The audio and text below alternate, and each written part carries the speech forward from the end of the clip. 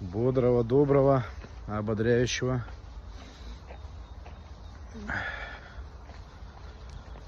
Скоро уже пройдет наше мероприятие, которое мы запланировали на Алтае. Сегодня уже 12 число. Через 10 дней будет очень мощно на ретрите. Целостный человек, так что кто не успел, успевайте. 2 места осталось, сегодня уже взяли одно, и еще осталось 2 места. Так что будет весна, Алтай.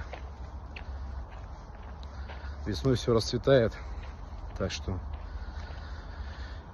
всех ждем в этом уникальном месте, в местах силы. Не пропустите, не пропустите.